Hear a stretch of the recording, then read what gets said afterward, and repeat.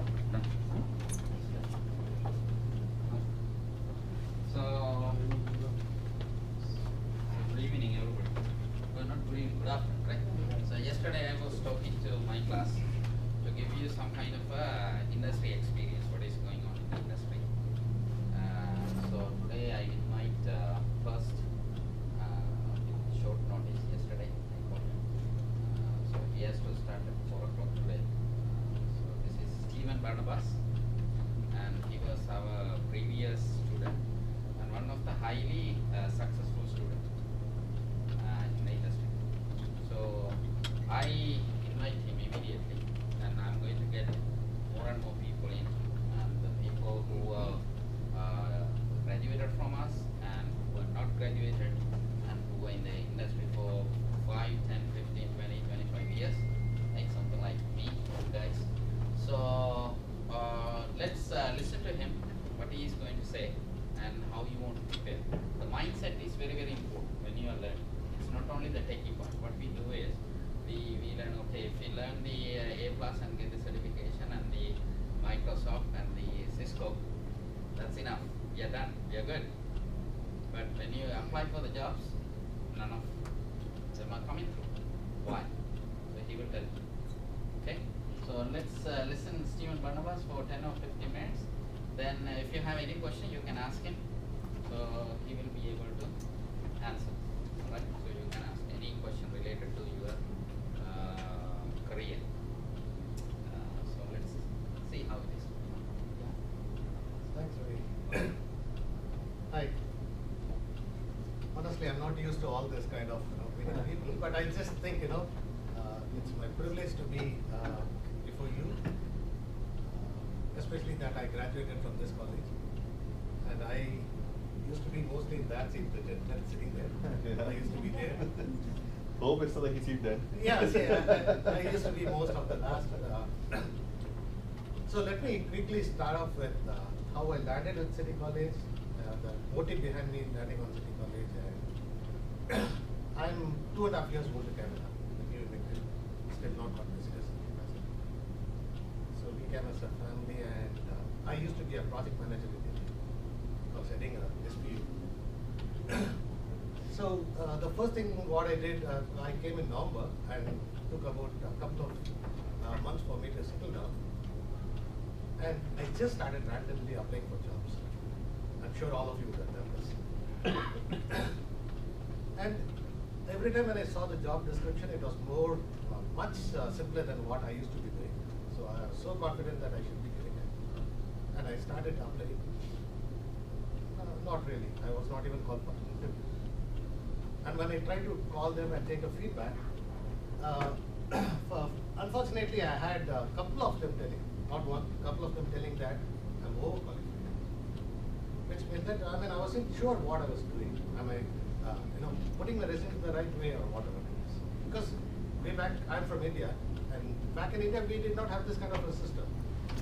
Recruiters used to be back of us, asking us to jump companies. So this was something new to me, and I ended up in a place called Access Employment. And that was, I think it was a month course, and I did that. I was going through the course. It was very specifically designed for the project managers. And they repeatedly kept telling that, your resume has to be changed and all that. So I also was going through that. And it was the last day. The last day when we were supposed to be completing the course, I had a gentleman by name Farid from Cisnet. And they said they're going to be talking about certification. And I thought, what's certification going to be playing a big role? Then when he was talking, I probably was trying to understand, was I trying to make a big mistake? Because in India, I was a project manager without a PMP. I was not a PMP certified. I grew by virtue of my experience. I was with the company for about 14 years. And I joined them as a manager, and I grew by virtue of my experience. So I did not have a project, I did not require a PMP certificate. So that is how it started, and then when this gentleman was talking about certification, it was a 1-hour session. We finished. Then I thought I should be coming and meeting him. I had no intentions of joining a course because I'm 47 now. I don't want to get into doing a course and all that. So that's how I started. I came to Cisnet. And then when me and Farid discussed, he told me the importance of certification. That is when I realized Canada means certified. Your experience is definitely taken as an asset, but certification is something which they look for. So that is how I started. And when I came to City College, see again, learning becomes more interesting if it's more of learning and fun. And this was the place which suited me. I came here, I studied. I had faculties like Ravi and Sanjeev. Ravi always calls himself to be a strict person. That's only for him. He is not that. A very, very open person. He goes around giving you more information. He did that. Sanjeev, you can always see, a very casual person, but a very, very knowledgeable person. Whenever, we spoke together, we go down on breaks. So every time when we got a chance, it was more of, we are talking about opportunities, quite a lot of, certifications. And one thing here, the college was repeatedly putting me onto is certification. And actually, at that point of time, I was a little burned. And I remember submitting quite a lot of online applications, without any, I hope you all done the online application submits. There's a column called certifications. And every time, before I got certified, every time it used to be blank. And I thought it did not really make a big difference because the company wants a person with 5 years experience and then 13 plus years of experience. And where does a certification really mean? So that is how it started. And I never got a response. Then I took up a course, I finished my course here. And as I was doing the courses, thanks Sanjeev and Ravi, kept on pushing us for taking up our certifications. It used to be a big number, but I had a beautiful set of friends. Like, we used to be like this. And from different batches, we all got together and we started preparing ourselves. And everybody from our batch are all certified. So that was one of the key success for us to be getting. And for a person like me who's about 2.5 years old, I take a huge pride in telling that I was quite successful in getting something, though what I did not want it to do, but I got an opportunity to work at bigger clients. Like I told you, I was into project management. I tried to do that, but it was only later that I understood that if I have to reach a project management, I think I am not going to straight away get that. I need to start somewhere, prove my abilities and go with the company. And that's what I decided, and that is it. So I finished my graduation in 2014 December. And I went to India, came back. January, I remember January 27th, I was back, and from the 30th of January, I started applying again. I had my NCSA, I had my Cisco certification, and I had my A+. And Ravi guided me to take the ITIL, the infrastructure certification, so I took that too. And I think from the end of January, I started applying. February, mid, I got my first call. I was so surprised. And this was something on the ERP. I used to be working on a project management on ERP, and that is where I got my first call. It was for a company called Allison. They called me and they said they're looking for some person like that. So we met. It was not a, in fact, the director of the company said we met at Square One. He said one evening he asked me to come. We just discussed over a drink, and he said we'll be too happy to offer you. That was my first job. And I started that, but I wasn't too sure.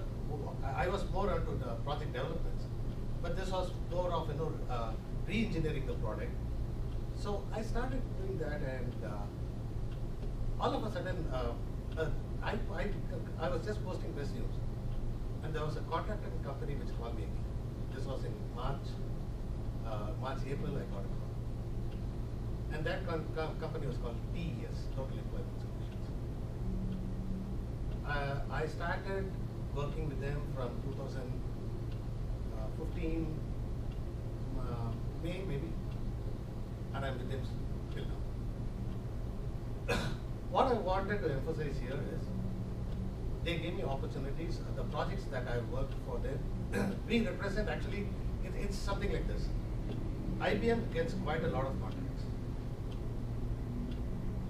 right? IBM gets quite a lot of contracts, but IBM themselves are not recruiting people directly. They want some contracting company to staff people. So we are all a set of people who represent IBM and go to the client space. And our clients are, we finished 8-month contract with them for RBC project. We finished that in November 2015. Immediately, December we started with TD. Again, TD came to an end about 2 months back. Now we are on the BNS Scotiabank project, and the Walmart project is ready. So once the BNS project is done, we are going to get into the Walmart. So are you still doing project management? No, no. It's something like I decided I don't want to get into project management immediately, because my understanding or my study is that I'm not going to be getting a project management directly. So now I started with them as a tech. It was a little painful for me when I started, because I used to be managing a team of techs, and now I had to be doing the job of a tech. It just took 4 months for TS to understand that I was a little more than a tech veteran. They promoted me as a lead, tech lead. Now what happens, I had a team of techs who were working, and I also used to be working. And here, they look for more of the Canadian experience, which is nothing but your soft skills. Because we come from different countries, and we mostly have been working with the same group of, like India, I've worked with Indians. Sri Lankan people, the companies have only Sri Lankans there. Here, I work with Italians, I work with German people, I work with Ecuadorian people, quite a lot of Chinese people, quite a lot. So it's a very, very heterogeneous crowd here. So all they want is, they want to know how comfortable are you getting along with the team. And once they understand that, they definitely are going to give you better chances. And I'm very, very positive, though not tomorrow, very soon I will achieve what I want. But if at all I had not taken a step of taking, the technician job, I was fairly well paid, and I'm still. I started on a range of $25 to $30 per hour, and today I'm going at $40 to $45 per hour. I mean, 25, 30 is not bad. It's Absolutely not. Yeah. Absolutely not. And we are, things keep improving. When I started, it was just, I do 8 hours, I get paid for 8 hours. But now our contracts, as you keep growing with the company, the contract changes. They made me into a assured 40 hours. So if I do 15 hours in a week, I still get paid for 40 hours. So we are saying that you got these opportunities based on your certifications. Absolutely. Only on the certifications? No, there are 2 things I would like to emphasize on this. One is certification. Definitely without certification, I'm sure my resume would have even not popped. Because see, you have been working in probably IT, but you're working on the project management side, right? Okay. But that's not non-technical work.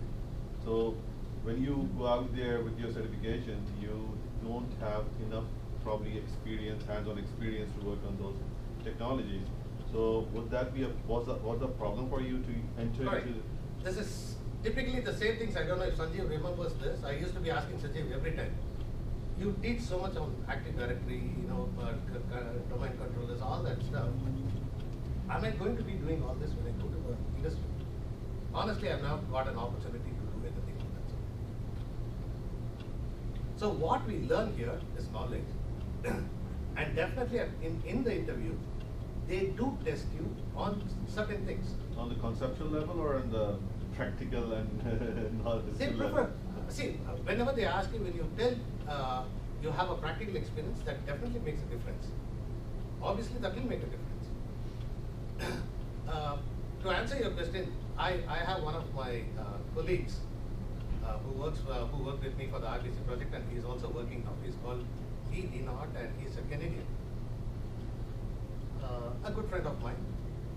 You know what he started his career as in Canada? A truck driver. He was a truck driver. Then he used to be going between Canada and US, and he was making fairly good money. And one point of time, he decided, you know, he got into the casinos. He used to be doing the cleaning in the casinos. And when he used to be doing the cleaning, some of those casino machines, you know, they become faulty. And there's some techs used to be coming there to do that, and every time he used to go and keep watching them how they do. And out of his own interest, he started, you know, setting up computers in his house, networks. He saw the YouTube, everything, you know. And you know, today that I don't have teachers like Sanjeev and Ravi, and I cannot keep calling them. Every time when we encounter a problem, my best tool is YouTube. Everything you have a solution. Everything you have a solution. And the simplest way they explain, they put everything on the, you know, they take videos of that, and I just practically on that and just keep doing as what they do. But for sure, what you learn here and what you're going to be doing is entirely different. What they ask you, you know, when you see the requirement, they'll start right from, you know, all the A to Z certifications. They'll ask you. Just want everything. They'll ask you. You will not be that. So you obviously think that you might not be qualified for that. Another, you see, technologies you talk, right from cloud computing to, a printer, a jam in a printer. To that they will be asking you experiences. But actually when you go there, you don't do anything of that. I'll try to tell you what we exactly do for RBC. Here in terms of technology, I don't know if I can make the statement, but this is what I understand. We are just changing all computers. We are migrating computers from XP to Windows 7. Still doing it? Yeah. Yeah. And we have another few of Bank of Scotia to be done. And Walmart. The next project, Walmart is getting migration. They're going from XP to 7? Yes. Still migrating. Yeah. They're still not started. The project is going to start. Count me in. Okay.